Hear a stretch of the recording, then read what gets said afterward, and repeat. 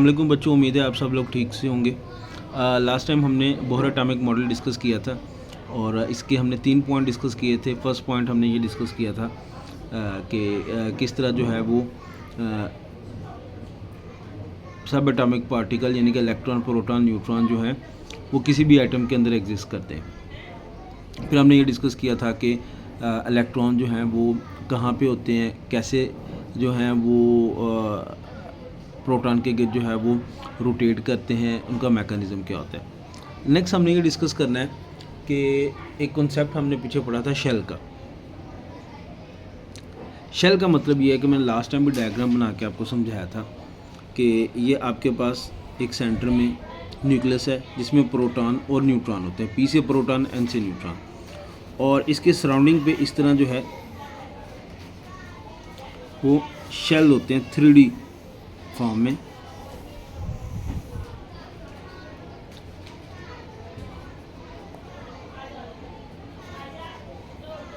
ठीक है, तो ये जो पाथ अराउंड द न्यूक्लियस है इसको हम शेल कहते हैं।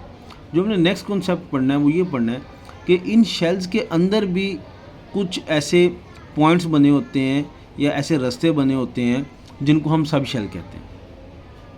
इसका मतलब ये है कि हमारे पास अगर शेल की हम बात करें तो हमारे पास जो शेल हैं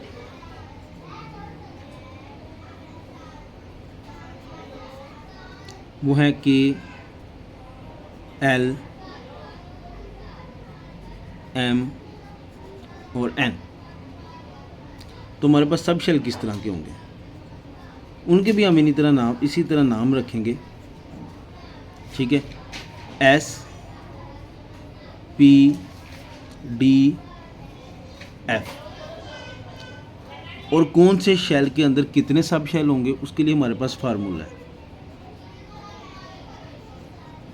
क्या फार्मूला है हमारे पास? फार्मूला ये है कि 2n²।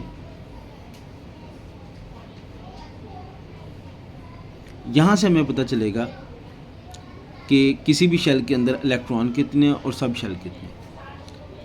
ठीक है, जैसे मिसाल के तौर पर इसके अंदर मैक्सिमम हो सकते हैं के शेल है, ये पहला शेल है, तो हम फार्मूले को यूज़ करेंगे के शेल के लिए। के इज़ इक्वल टू 1, 2, 1 का स्क्वायर, तो 1 का स्क्वायर 1 होगा, मल्टीप्लाई बाय 2 होगा, तो के शेल में मैक्सिमम 2 इलेक्ट्रॉन हो सकते हैं। एल में कितने होंगे? 2, शेल नंबर 2 है। 2 का square 2 to the 4, 4 to the 8, 8 होंगे। एम में कितने होंगे?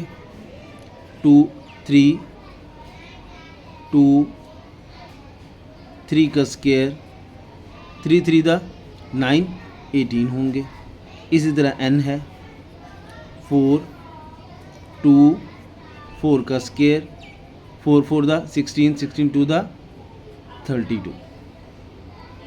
तो इस तरह के, एल, एम, एन के अंदर जो है वो हमने क्या मालूम कर लिए? Number of electron. अब ये शेल है, अब इसके सब शेल के अंदर जो है वो इलेक्ट्रॉन की डिस्ट्रीब्यूशन कैसे होगी, तो हमने याद रखना है कि जो एस है ये मैक्सिमम 2 इलेक्ट्रॉन को कैरी कर सकता है। पी मैक्सिमम सब शेल इसमें 6 इलेक्ट्रॉन हो सकते हैं।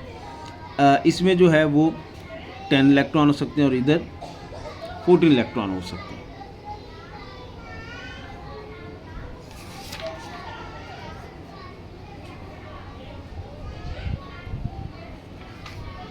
ठीक हो गया।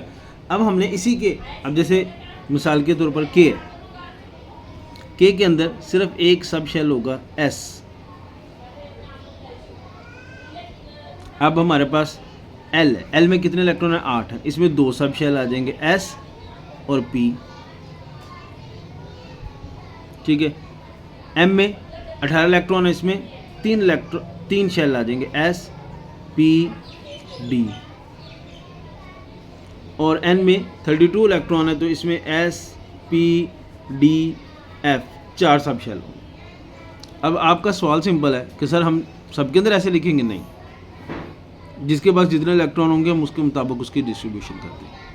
तो एक सिंपल सा कॉन्सेप्ट है कि आपने इलेक्ट्रॉनिक डिस्ट्रीब्यूशन एटम के अंदर कैसे डिस्कस करनी है। अब ये आप लोग अलग से अपनी कॉपीज़ पे आज नोट करेंगे ताकि आपको आसानी हो। और यहाँ से मैं आपको पॉइंट नंबर 4 आपके साथ डिस्कस कर लेता हूँ। Each shell is further subdivided into subshell और ऑर्बिटल्स, ये हमने यहाँ पे डिस्कस कर लिया। The number of subshell present in a shell is equal to the value of n for that shell. For the first shell n is equal to 1, it will therefore have only one subshell, which is called S subshell. For n is equal to 2, there will be two subshell S and P. The second shell will therefore have two sets of subshell. The third shell n is equal to 3 has three subshell S, P, D, and the fourth shell consists of S, P, D and F. तो यहाँ तक आपका point number 4 हो गया। उसके बाद जो है वो आपका पॉइंट नंबर 5 आ जाता है। पॉइंट नंबर 5 क्या कहता है कि according to modern approach electrons are like a clouds whose location around the nucleus can not be predicted with the 100% certainly. वो कहते हैं कि इलेक्ट्रॉन बहुत छोटे होते हैं और ये एनर्जी के क्लाउड्स होते हैं, इनको एग्जैक्टली कहाँ पे मौजूद होंगे इनको डिटरमिन करना थोड़ा सा मुश्किल होता है। All we can say is that there is a certain probability of finding the electron at a certain probable distance from the nucleus। कहता है कि हमारे पास सिर्फ एक चांस होता है, एक तुक्का होता है जिसे हम मालूम कर सकते हैं कि ये इलेक्ट्रॉन कहाँ पे मौजूद है। इसके अलावा हमारे पास कोई भी इसका तरीकाकार मौजूद नहीं है। उसके बाद पॉइंट नंबर 6 इसमें दिया हुआ है कि in order to find out the number of electron which can be accommodated in these extra nucleus shell, the scientists have devised the formula called 2n square formula which can have value 1, 2, 3 and so on so that they represent the number of shells। ये हमने यहाँ पे भी पढ़ा हुआ है कि हमारे पास ये फार्मूला मौजूद है और उसके ज़रिए हम ये सारा कुछ डिटरमिन कर सकते हैं कि कौन से शेल के अंदर कितने इलेक्ट्रॉन मौजूद होंगे। Shells have also been named as K, L, M, N and so on where n is the value 1, it means first or K shell and the maximum number of electron which can be present in this shell is 2। ये सारा कुछ हमने कर लिया है।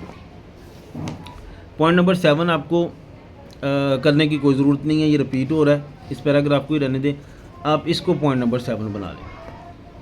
So the maximum number of electron which can be accommodated in sub shell S, P, D and F are 2, 6, 10 and 14 respectively। In the first shell there are 2 electrons which shall go to S subshell. In the second shell 8 electrons which will go further subdivided. S subshell will have 2 electrons and P subshell and 6 electrons will be accommodated in P subshell। तो ये आपका point number 7 हो गया। ये आपका Bohr atomic number है जिसमें 7 points हैं और उन्होंने डिस्कस किया है सारे का सारा। ये 7 पॉइंट आपने पढ़ने हैं, याद करने हैं। ये आपका लॉन्ग क्वेश्चन भी है, शॉर्ट क्वेश्चन भी है। अब इसमें जो कॉन्सेप्ट याद करने वाला वो है शेल और सब शेल। अब शेल और सब शेल का कॉन्सेप्ट यहाँ पे कहीं पे भी नहीं दिया हुआ, वो मैं आपको लिखवा रहा हूँ, वो आप कॉपीज़ पे खुद नोट कर लेंगे। शेल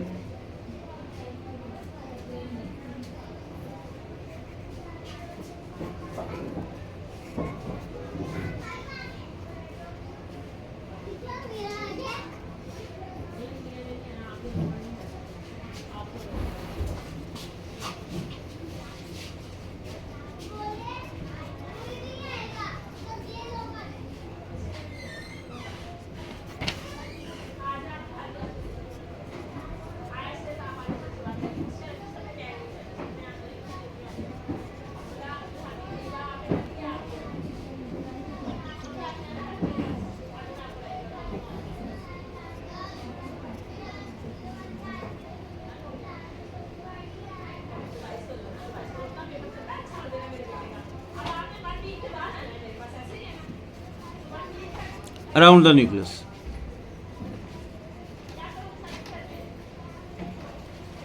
ठीक है, are the path around the nucleus in which electron revolve around the nucleus. ये शेल की डेफिनेशन है, ये आप याद कर लें और ये जो आज नेक्स्ट पॉइंट पढ़े इनको देख लें। स्पेसिफिकली आपने जो चीज़ लाजमी याद करनी है वो आपने ये वाला कॉन्सेप्ट याद करना है कि इलेक्ट्रॉन के अराउंड जो शेल हैं वो K, L, M, N maximum होते हैं और हर शेल के अंदर जो है वो फर्दर सब शेल एग्जिस्ट करते हैं। K शेल में कितने इलेक्ट्रॉन हो सकते हैं? 2, एक सब शेल आएगा। L में मैक्सिमम 8 इलेक्ट्रॉन होते हैं, इसमें 2 सब शेल आ सकते हैं। S और P, S के अंदर 2 इलेक्ट्रॉन होंगे पी के अंदर 6 इलेक्ट्रॉन होंगे, ठीक है।